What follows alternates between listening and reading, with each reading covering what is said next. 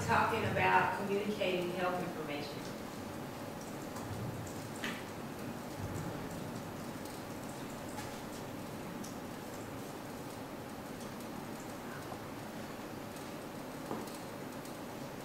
So I'll start by talking a little bit about what is communication. And so this is Strong's model of communication, and it's considered a improvement over other models, but the basic idea is you have a sender and a receiver. You encode whatever you're trying to say in the language that the receiver can understand. You pass it as a message. The sender decodes that information, interprets it, and encodes another message back to the sender, and it keeps going around and around until the message is conveyed. So, looking at this diagram, communication in general seems very simple. However, we all know that communication can be very complex, and that holds true for health information. So if we look at how we understand health information, different people talk about different things that matter. So the National Heart, Lung, and Blood Institute, they say, well, we need 4 main skills when we're looking at health information in order to understand health information. There's visual literacy. Am I able to understand charts and graphs? Computer literacy. Do I have access to a computer and can I use it?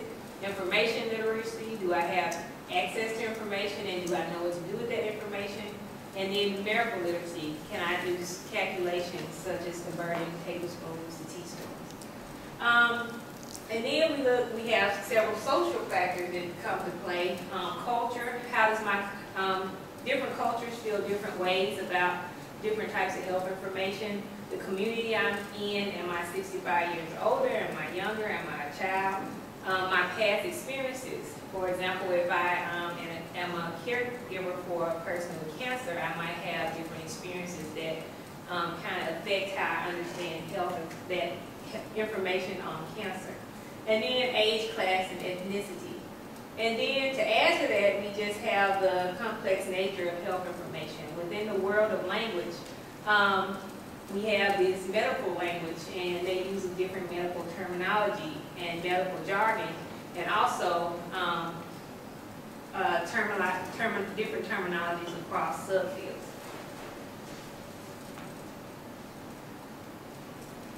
So the question that I'm interested in is how can technology help?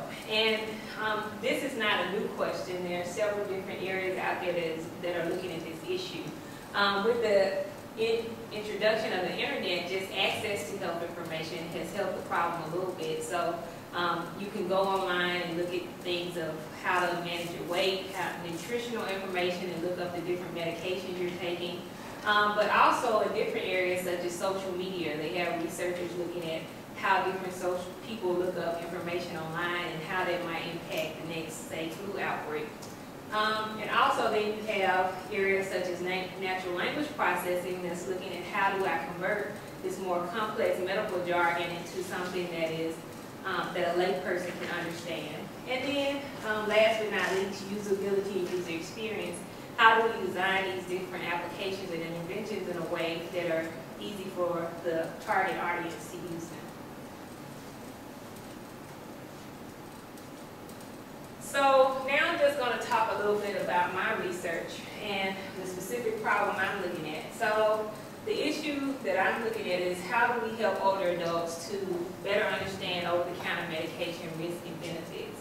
And this is a very huge problem in the public health area, health information in general, but in particular medications and adverse drug events. So each year, thousands of people die or go to the hospital because they end up taking medications that aren't appropriate for them. And on top of that, over-the-counter medications are generally perceived as safe. So people assume that since it's out there and it's out there for me to buy, it's not prescription, that this is something that I can take and I don't have to worry about getting sick or going to the hospital.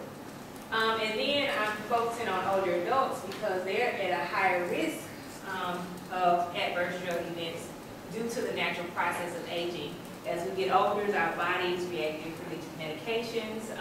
We have higher a higher risk of chronic illnesses, and we also tend to take more medications in general.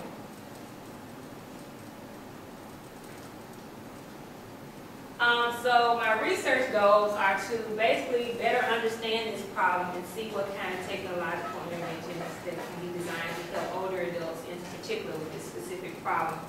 So right now I'm in the first phase where I'm doing interviews with older adults, trying to better understand their process for selecting over-the-counter medications, and also any types of technology they use, if any.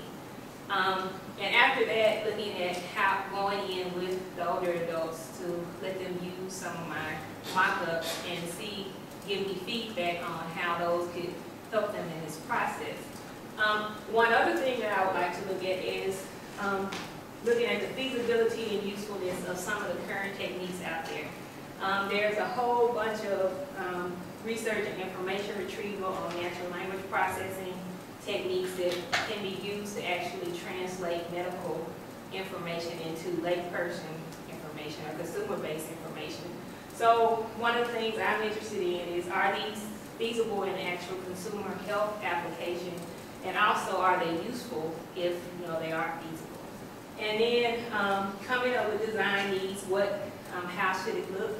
And then design and develop the interventions, and then examine whether whatever interventions that come out of this, are they useful, usable, and also some of the short-term effectiveness. Are they actually able to help older adults identify these risks and benefits?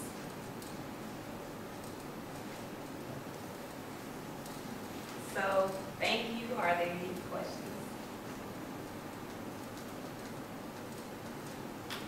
So this is a big problem. Do you know which piece you're really going to focus on? So not so far. I'm still doing interviews. What I'm finding is that in addition to just the language and the design, there might be just an awareness problem. So I'm hoping to just focus on the language part. How can you better communicate the risks and benefits, and not some of the other ones? That's kind of key first. So when they design labels like this and they put them on bottles or over-the-counter medicine, is it some kind of does it have to be at a certain reading level, or why are they so scientific? I mean, why are they so scientific or technical? The labels? Yeah. So it's a trade-off. So they do try to put them at a certain reading level. I think it might be 8th grade. But you still have to show some of the active ingredients and that type of thing. And really, there's no way around, I guess, putting just the actual name of the active ingredient on the back of the label. So it's trying to give a lot of information on there so people can make their decision without compromising the actual safety of the product. Because when you communicate something to somebody, you assume the other person has enough knowledge to understand it.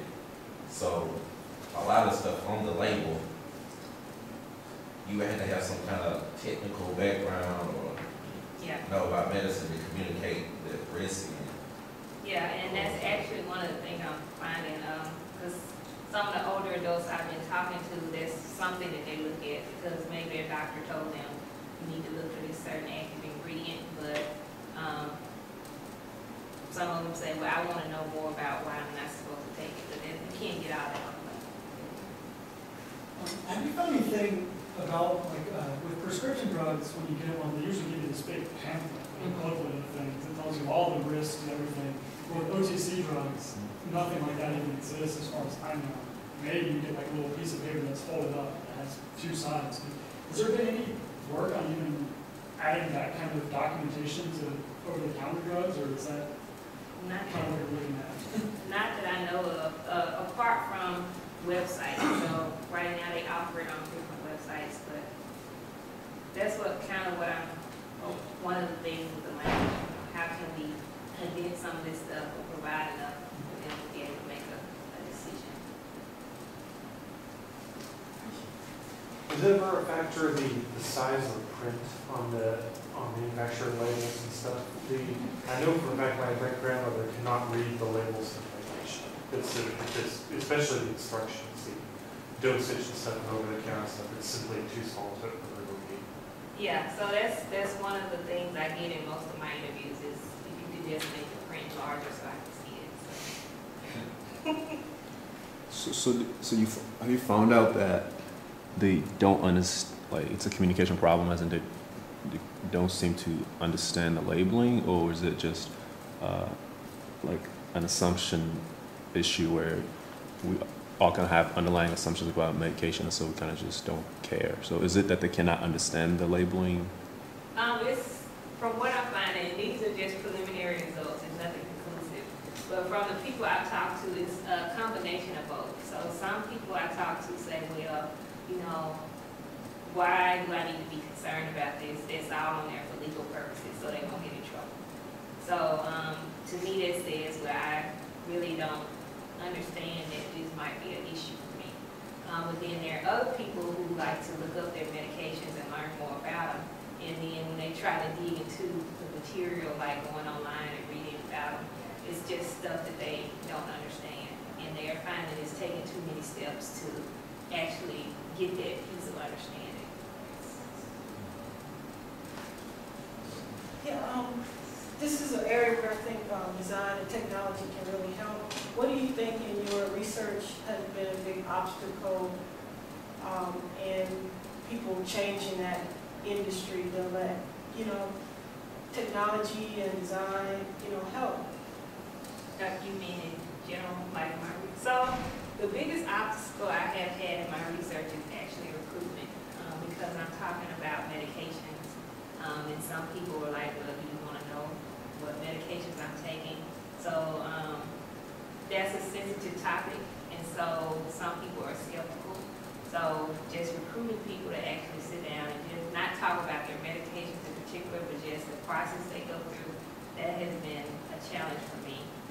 As far as the technology for medication information, the government is actually pushing that for all, not just medication information, just health information. How can we use technology to help people better manage and understand their health? It's one of the goals of helping people, well, 2010, but also 2012. So thank you very much, question.